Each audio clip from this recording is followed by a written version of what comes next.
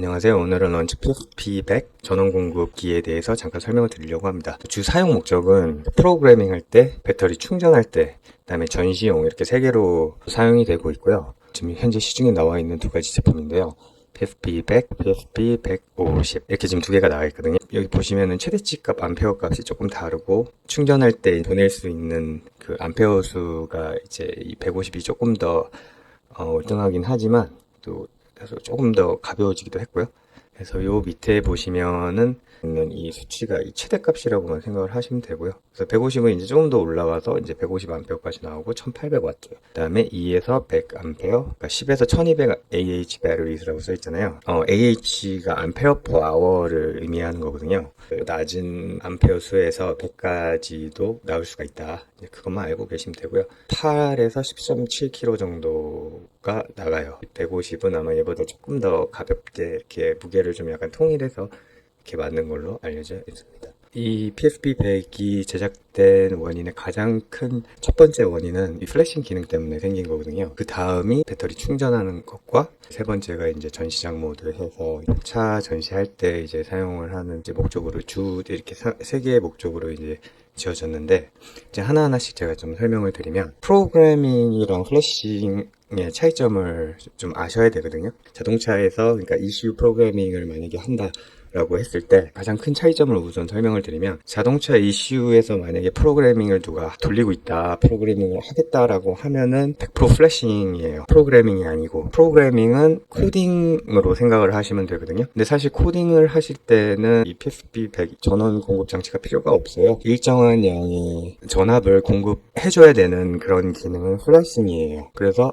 내 ECU를 프로그래밍을 한다. 그러면 저 사람이 플래싱을 하고 있구나. 그렇게 생각을 하시면 되세요. 이렇게 생각하시면 좀 쉬우실 거예요. 예를 들어서 뭐 컴퓨터를 구매를 하셨어요. 그럼 윈도우나 뭐 맥이면은 뭐 OS를 설치를 하셔야 되잖아요. 그러면 그 펌웨어를 그러니까 다운을 받아서 설치를 하시는 그 과정이 플래싱이라고 생각을 하시면 되고요. 그 다음에 이제 설치가 다 끝나고 난 다음에 들어가서 이제 뭐 개인정보 같은 거 이렇게 막 적으시잖아요. 뭐 개인 설정에 들어가셔서 이제 뭐 원하시는 대로 이제 뭐 세팅도 이렇게 바꾸시고 뭐 이것저것 뭐 할 거 되게 많잖아요. 그게 프로그래밍 코딩이라고 생각을 하시면 되세요. 특히 엄밀히 보면은 비슷한 부분도 있지만 확연히 다른 거거든요. 플래싱은 업데이트를 하거나 지우고 다시 설치를 하신다 이렇게 생각을 하시면 되고요. 이슈가 망가지면 동일한 이슈를 갖다 설치를 해서 이제 작동을 시켜야 되는데 그 기존에 있었던 펌웨어를 그대로 설치를 해줘야 제대로 작동을 할 거 아니에요. 차종마다 다 다르기 때문에 어떤 이슈에 어떤 버전, 소프트웨어 버전이 들어가 있는지 확인을 해서 그 동일한 걸로 덮어서 다시 쓰던지 아니면 뭐 그걸 지우고 다운그레이드를 하든지 뭐 업데이트를 하든지 뇌를 제어한다고 생각을 하시면 되세요.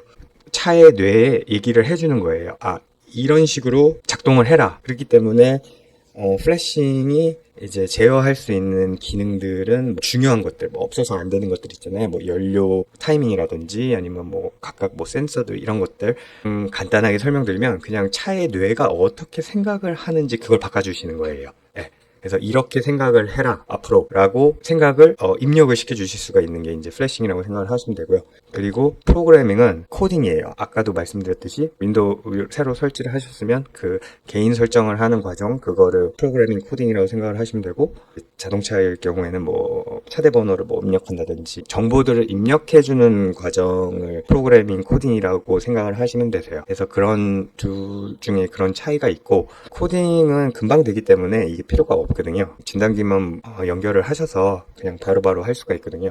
일정한 어떤 부위에 개인 정보나 각자 맡아서 하는 그 기능을 특정을 세팅을 해주시거나 설정을 하실 때 뭐 여러 가지 다양하게 설정을 하실 수가 있잖아요. 플래싱이라는 단어는 잘 안 써요. 그냥 프로그래밍으로 그냥 통일을 해서 다 어디 가나 그냥 프로그래밍이 필요하다 이제 이런 식으로만 얘기를 하거든요. 근데 해당하는 명칭은 플래싱이 맞는 명칭이에요. 그래서 이제 만약에 플래싱을 하게 된다라고 하면은 일정한 양의 그런 전압을 공급을 해줘야지만 제대로 할 수가 있어요. 예를 들어서 뭐 핸드폰 같은 경우도 뭐 새로운 iOS가 나오거나 뭐 안드로이드 사용하시는 분들은 뭐 뭔진 모르겠지만 이제 뭐 새로운 버전이 나오면 이제 업데이트 하라고 하고 할 때 이제 꼭 와이파이 신호가 좋은데 그다음에 또 이제 전원을 꼭 연결을 해서 이렇게 하라고 하잖아요. 동일하다고 보시면 되세요. 만약에 그 세팅을 안 해놓으시면 각 버전마다 다운을 받아야 되는 용량이랑 또 설치 하는 용량이 다르기 때문에 이 중간에 만약에 이게 끊기게 되면 뭐 다운도 안 되고 설치도 안 될 뿐더러 컴퓨터 자체에 그냥 그 이상이 갈 수가 있는 거죠. 그렇기 때문에 이 플래싱을 할 때 만약에 이 전원 이 공급기를 안 쓴다, 뭐 어떤 종류 간의 저항이 만약에 생기면 이런 증상이 발생을 할 수가 있거든요. 그러니까 심지어는 뭐 플래싱 돌리고 있는데 문을 열었다, 아니면 뭐 문을 닫았다, 반대로 그럴 때도 이게 멈춰버리는 경우가 있어요. 경험하신 분들은 아실 거예요. 예. 그냥 뭐 차주가 차에서 잠깐 뭘 빼겠다고 하고 이제 얘기를 안 하고 가서 이제 문만 열었는데 이제 이게 다 멈춰버리는 거예요. 그냥 그러면 그냥 멈춰버리는 것까지는 괜찮은데, 만약에 이제 지금은 그래도 많이 이제 이런 것들을 고려해서 생각을 하고 만들기 때문에 괜찮지만, 정말 저 처음 시작할 때만 해도 이게 이슈에 손상이 가버리는 거예요. 물론 비싼 코딩이랑 플래싱도 있지만 이익 대비 리스크가 너무 크니까 이게 센터 외에서는 이거를 안 하려고 했었거든요, 전에는. 그러다가 이제 조금씩 이제 기술이 이제 많이 발달이 돼서 이제는 뭐 일반 리페어 샵에 가셔도 이제 다 플래싱 어느 정도는, 그러니까 진단기가 있고 이 전원 공급기만 있으면은 다 플래싱을 할 수가 있거든요. 뭐 어떤 진단기를 사용하시냐에 따라서 이제 차이가 좀 있을 수는 있지만, 플래싱이랑 프로그래밍은 다른 거고, 플래싱 할 때 이 PFP 100이 필요로 한다, 이거는 머스트예요. 무조건 있어야 돼요. 없으면 안 되는 거거든요. 충전 같은 경우는 이게 없어도 충전을 할 수가 있잖아요. 예, 그 시동만 걸어놔도 차 충전하잖아요. 충전은 머스트가 아니지만 이걸로 하면 좋고, 안 해도 뭐 상관없는 거지만 이거는 얘로밖에 안 돼요. 시동을 걸어놓고 플래싱을 하실 수가 없다는 거예요. 한 가지만 더 말씀드리면, 그리고 또 시간이 굉장히 오래 걸리거든요, 플래싱은. 코딩은 몇 분이면 끝나지만 이거는 뭐 많게는 24시간 갈 때도 있어요. 그래서 이제 플래싱 할 때는 전원 공급기가 꼭 필요하고, 오래 걸리고, 어떤 거를 내가 플래싱하는 거에 따라서 가능 여부부터 해서 다 달라질 수가 있다. 예, 그렇게 생각을 하시면 되고요. 그다음에 이제 충전, 차의 배터리를 이제 잠깐 설명을 드려야 되는데, 이제 전기차는 제외하고 배터리가 레드 애시드 배터리거든요. 이 ESB, 뭐 AGM, 뭐 젤, 이것도 다 레드 애시드 배터리예요. 예, 그러니까 레드하고, 여기 보시면 레드하고 그다음에 애시드, 서퍼릭 애시드 이렇게 들어가 있다는 거거든요. 이게 이제 레드 애시드 배터리거든요. 예, 이제 가장 기본적인 거고, 그리고 이게 EFB고, 이게 아시는 그 AGM인데, 이런 차이점이 있다는 것만 이제 보여드리려고 제가 놓은 거거든요. 6, 70%는 이제 이게 들어가 있다고 보시면 되고요. EFB는 이거는 그냥 Enhanced Flooded 배터리의 약자거든요.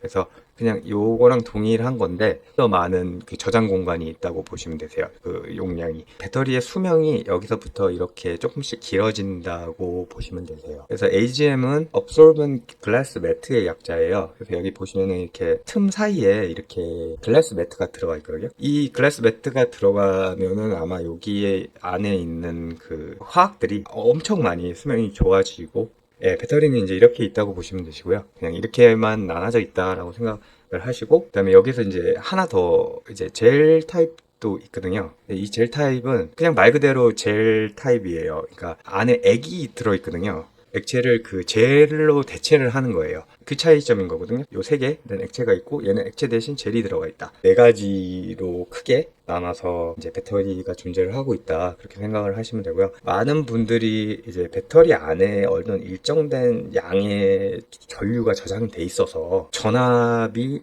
여기 12V가 나왔을 때 일정된 볼트가 작용하는 범위 아까 13.7에서 14.8이라고 말씀드렸잖아요. 그 볼트수로 전류가 이 안에 있어서 어떤 이 모듈이 얼마의 암페어를 필요로 할 때 얘가 밀어서 얘한테 암페어를 보낸다, 저항을 이용해서, 그렇게 생각하시는 분들이 많은데, 그러니까 이 안에 전류가 있는 게 아니고 화학 반응이 일어나서 이제 전류가 생산이 되는 거거든요. 엘렉트론이 마이너스에서 플러스로 가는 거, 이 정도는 다 아시잖아요. 이게 디스차지 돼 있을 때 상태거든요. 아무것도 안 하고 있을 때, 요 상태, 가만히 있을 때 이렇게 있다고 하더라고요. 요 안에 성분이 이제 서퍼릭 애시드하고 물이 들어있어요. 서퍼릭 애시드만 사용을 하게 되면 이게 굉장히 위험하거든요. 이게 화재로 발생할 수도 있고 굉장히 민감한 그런 어떤 성분이기 때문에, 이거를 적절한 양의 물이랑 섞어서 그다음에 이제 렛하고 같이 이렇게 얘가 요 안에서 이렇게 얘가 이렇게 막 돌고 있다고 생각을 하시면 되고, 전류가 필요하다, 시동을 걸어서 이제 보내면 화학 반응이 일어나서 암페어가 이렇게 이게 이렇게 변한대요. 그래서 이게 이렇게 변해서 실제 이제 모듈들이나 전자기기에 들어가는 전류 값, 어떻게 보면 포뮬라죠. 이거거든요. 이게 막 여기서 이제 작동을 하고 있다가 그다음에 이제 다시 배터리로 다시 충전 아까 간다고 제가 설명드렸잖아요. 그 발전기로 해서 다시 갈 때는 요걸로 다시 가서 이게 어떻게 또 다시 그 디스차르지 상태에 있을 때 요게 다시 또 요 상태로 변하나 봐요. 그래서 이렇게 계속 이렇게 계속 이런 식으로 돌고 도는 거거든요. 외우실 필요가 없고 그냥 제가 여기 보여드리는 이유는 이 안에 실제 존재하는 전류는 없다. 화학 반응을 일으켜서 이게 암페어로 변해서 이 엘렉트론이 변해서 기기를 작동시키고 그 다음에 다시 또 화학 반응이 일어나서 변해서 이 상태로 다시 들어간 다음에 또 이게 이걸로 다시 변해서 또 이런 식으로 계속 이렇게 돌고 돈다. 이렇게까지만 알고 계시면 되세요. 그러면 차이점을 제가 하나 짚고 넘어가야 될 부분이 12V라고 가정을 했을 때 만약에 이 화학 반응을 일으켜서 전류를 얘가 12V로 밀어서 모듈들한테 보내는 게 아니라고 제가 아까 초반에 설명을 드렸죠. 이 필요로 하는 암페어 수를 필요로 하는 기기들이 이 정한값을 응용을 해서 필요한 양의 암페어 수를 이 배터리에서 땡겨오는 거예요. 그렇게 생각하시면 조금 이해하시는 게 편하시거든요. 그러니까 배터리가 그 힘을 밀어준다라고 생각을 하지 마시고 이 모듈들이 필요한 양의 암페어를 배터리에서 이 12 전압을 응용해서 끌어오는 거예요. 저항값을 바꿔서 자기가 필요한 양의 암페어 수를 가져오는 거거든요. 그렇게 생각을 하시는 게 가장 이해하시기가 쉬우실 거예요. 그렇게 생각을 안 하시면 12V로 미는데 어떻게 300A가 나오냐 이렇게 생각을 할 수밖에 없거든요. 상식적인 사람이면은. 저희 집에서 콘센트로 만약에 생각을 하시면 저희가 전기를 쓸 때마다 플러그를 벽에 꼽아서 이제 220V잖아요. 그러면 220 전압이 늘 공급이 되고 있다는 거예요. 예. 제일 처음에 보여드렸던 이거 중력에 의해서 떨어지는 이 압력, 저항을 갖다 놔서 이걸 막아놓지 않는 이상은 늘 이 압력은 존재하기 때문에 13.7에서 14.8의 전압은 늘 존재를 한다. 작동 범위입니다. 예, 요 이하 여기서 차이 날 수 있다는 거 아까 설명드렸죠. 그래서 평균화, nominal voltage 12V의 전압은 늘 차에 존재를 하고 이 모듈들이 전자기기들이 필요한 양에 해당하는 시간에 전압을 응용해서 여기에다 정한값을 줘서 필요한 양의 이 암페어를 배터리에서 갖고 온다. 시동이 걸린 다음부터는 발전기에서 갖고 온다. 이렇게 생각하시면 되세요. 그리고 배터리에 실제 전류는 없고 화학 반응을 일으켜서 전류가 공급이 된다. 이 저희 PFP100으로 전기차는 안 된다는 말씀을 드리고 싶어서 사실 이게 쭉 설명을 한 거거든요. 전기차에 충전을 할 수 있는 포트도 없을 뿐더러 일단 고전압이잖아요. 800V까지 나오는데, 그러니까 전기차는 안 된다. 이번 장에서는 이제 그것만 생각을 하시면 되고, 전기차에 들어가 있는 배터리는 이런 레드 애시드 배터리가 아니고 리튬 아이온 배터리이기 때문에 이 PFP100으로는 충전이 안 됩니다. 자, 그러면 이제 적합한 사용 장소가 어디냐?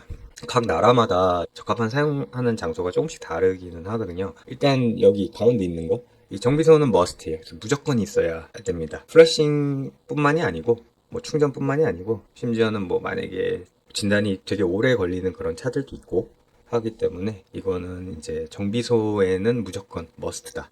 예, 이거 맨데토리로 꼭 있어야 된다고 생각을 하시면 되고 디테일샵에는 있긴 있어요. 간혹 가면은 사용하시는 걸 제가 본 적이 있긴 있거든요. 그렇게 많지는 않은데 뭐 있으면은 좋죠. 왜냐면 디테일 하시는 분들도 뭐 장시간 안에 이제 전자기기들을 사용을 하고 하실 그런 상황들이 많이 발생을 해서 사용을 하시면 일단 안전하고 또 뭐 편리하고 그런 이제 장점이 있습니다. 그래서 이렇게 사용되는 공간이 이렇게 세 개로 나눠져 이렇게 있고 주 맨데토리로 사용하는 데는 이제 정비소다. 이렇게까지만 이해를 하시면 되고요. 이제 쇼룸에서 이렇게 사용하는 부분을 잠깐 설명을 드리는데 아까 이제 여기 이렇게 세 개가 있잖아요. 이게 이제 설명드렸고 전시장 모드 이제 차량의 모든 전자 기능을 지원하기 위해 전압 및 전류 유지 뭐 같은 말이죠. 네. 그래서 뭐 쇼룸에 가보시면, 그러니까 전시장을 가보시면은 좀 크게 전시를 하는 데들은 이게 다 있거든요. 이거를 잘 안 보이게끔 잘 이렇게 가려놔서 이제 보지 못하셨는 것 뿐이지, 다 있어요. 안 그러면은 이 안에 있는 기능들을 사실 얼마 보여주지 못하잖아요. 그리고 솔직히 전시장에 이 기능들을 보러 갔는데 만약에 방전이 돼서 못하면 이 회사의 이 차에 대한 인지도랑 그런 어떤 생각이 완전히 변하고 완전 떨어질 거 아니에요. 그래서 그런 것 때문에 꼭 이제 필수로 갖다 놓거든요. 이것도 아까 그 차체 수리 작업 하는 데랑 이제 마찬가지로 한국에서는 그렇게 크게 사용이 되고 있지는 않아요. 왜냐하면은 이것도 이제 나라마다 뭐 좀 다르겠지만 그냥 공식적인 그런 어떤 큰 그런 엑시비션 같은 거 있잖아요. 뭐 예를 들어서 IA 같은 거, 예, 그 프랭크푸르트 모터쇼라고들 많이 알고 계시는데 독일에서 이제 그 제일 크게 이제 세계적으로 제일 크게 하는 이제 오토쇼가 있고요. 중국도 큰 그런 오토쇼들을 되게 많이 하거든요, 의외로. 그러니까 제가 얘기하는 이 규모는 이제 100대 이상인 그런 쇼를 이제 말씀을 드리는 거거든요. 이제 그런 경우에는 이제 이거를 100대를 갖다 놓고 사용을 할 수가 없잖아요. 그렇기 때문에 하나 그냥 centralized power 유닛이라고 이렇게 엄청 큰 게 하나가 있어갖고 이제 다 한 번에 뭐 몇백 대까지도 이게 전원 공급이 된다. 이렇게 생각을 그런 파워 서플라이어가 있거든요. 그런 모토쇼에 가시면 그다음에 이제 파리에서도 모토쇼를 크게 해요. 그러니까 이렇게 그다음에 이제 미국은 뭐 많이 하는 건 뭐 다 아시고 근데 미국 규모로만 봤을 때는 이제 독일이 제일 크고 그다음에 파리, 그다음에 중국, 그다음에 미국 이렇게 되거든요. 근데 이런 큰 규모의 오토쇼들을 가보신 분들은 이제 아시겠지만 이거를 볼 일이 그렇게 없어요. 그 전문가들이 다 잘 세팅을 해놨기 때문에. 근데 이제 우리나라에 이제 작은 그러니까 쇼룸이죠. 그냥 이제 판매를 위해서 이렇게 전시를 해놓잖아요. 그 센터 같은 데 가시면. 근데에서 이제 매뉴얼대로 하면은 사용을 하게끔 이렇게 돼 있는데 사실 없이 그냥 잠깐 시동 걸고 보여주고 약간 이런 경우가 한국은 대반이어서 사실 뭐 여기 이제 들어가야 되는 부분이어서 제가 넣기는 했는데 사실 뭐 이거는 그렇게 중요하지는 않아요. 그래서 뭐 이거는 뭐 제가 뭐 더 설명드릴 건 없고 그냥 있다 그리고 사용을 뭐 하는 데들도 있다. 약간 이 정도만 아시면 되고요. 뭐 어떤 데들은 아마 판매하시는 분들이 퇴근하실 때 배터리 상태를 점검을 하셔서 요거를 물려갖고 충전이 필요한 애들은 이제 충전을 이렇게 하시는 그 정도로만 제가 알고 있거든요. 쇼룸에서는 이제 오로지 충전을 위해서 하고 그 기능을 보여주는 용도로 사용을 하고 그럼 전혀 뭐 플래싱하고는 상관이 없죠. 네. 그래서 그 용도로 쇼룸에서는 사용이 되고 있다. 그냥 거기까지만 아시면 되고요. 그 보호 기능이 이제 역전류 보호, 그다음에 단락, 그다음에 저전압, 그다음에 과열, 그다음에 과충전. 역전류 보호의 이제 메인 기능은 전류를 말 그대로 역방향으로 가지 않게끔 역방향으로도 가잖아요. AC니까 그 alternating current라고 해서 이제 교류죠. 왔다 갔다 하잖아요. 근데 이거를 잘 사용을 하면은 괜찮은데 이게 잘못 사용할 경우에 이게 엄청나게 위험한 거기 때문에 만약에 잘못 꼽으시면은 얘가 그거를 측정을 해서 전류를 차단을 해요. 그러니까 더 이상 전류가 흐르지 않게끔 그렇게 안전하게 돼 있고요. 이거를 배터리를 차에 뭐 장착이 돼 있는 거에 연결을 하셔도 그렇게 되고 뭐 배터리를 탈거하셔서 밖에 있는 배터리에다가 케이블을 연결을 하셔도 되고 뭐 전혀 상관이 없습니다. 괜찮습니다.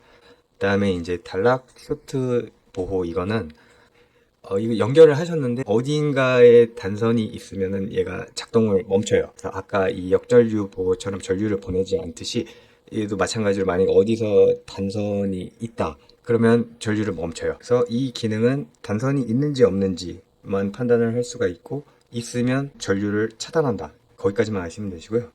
다음에 이제 로볼티지 프로텍션 이 저전압 보호는 아까 말씀드렸듯이 이 정상 작동 범위 13.7에서 14.8이라고 말씀드렸잖아요. 그 볼트 수를 계속 유지를 할 수 있는지 그거를 보는 거거든요. 이거는 배터리 상태에 따라서 조금 다르긴 하거든요. 플래싱 할 때 이제 이게 제일 많이 사용이 되는데 이 보호 기능이 볼트 수가 계속 떨어지다 보면 어느 순간 이제 이게 더 이상 안 나오면은 이게 꺼지잖아요. 그러면 다 지워지든지 아니면 뭐 ECU에 손상이 가든지 아까 설명드렸잖아요. 그래서 그런 상황을 이제 방지하기 위해서 이 기능을 켜놓는 건데, 그럼 만약에 볼트 수가 낮다는 거를 인식을 하면 배터리 상태에 따라서 만약에 상태가 괜찮은데 낮게 나온다 그러면 그 세팅해 놓으신 일정한 볼트 그 플래싱 할 때는 13.8이거든요.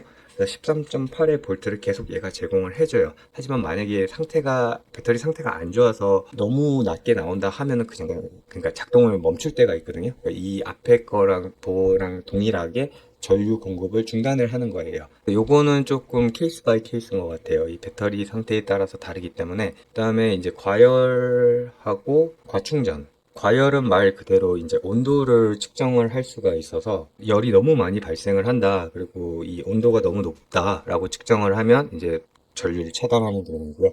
과충전은 배터리마다 최대치가 있고 맥스가 있잖아요. 그래서 저희 핸드폰 충전하면 100% 이렇게 나오잖아요. 그러니까 그 이상으로 만약에 전류가 만약에 들어가게 되면 그거를 차단해주는 기능이거든요. 두 개로 턱을 하다가 뭐 하나, 그다음에 이제 보트수 세팅하실 때는 요 위 뭐 올리고 요거 내리고 이런 식으로, 그다음에 또 다시 요거랑 요걸 눌러서 그렇게 하고 뭐 그렇게 만들어 놨더라고요. 이거는 몇 번만 한 세네 번만 사용해 보시면 금방 손에 익히실 거예요. 그다음에 이제 이거는 이제 마지막 장인데, 이게 이제 홈페이지 도메인인데 저희 회사에서 판매하는 모든 제품이 다 나와 있기 때문에 들어가서 이제 원하시면은 하나하나씩 거기 가면 이제 매뉴얼이 다 있거든요. 뭐 세부 정보 이렇게 확인하실 수 있고, 기술적인 부분이나 아니면 본사에서 그런 어떤 피드백을 받으실 일이 있으시거나 문의 사항이 있으시면 이 밑에 메일 주소로 문의를 주시면 되고요. 시청해 주셔서 감사합니다.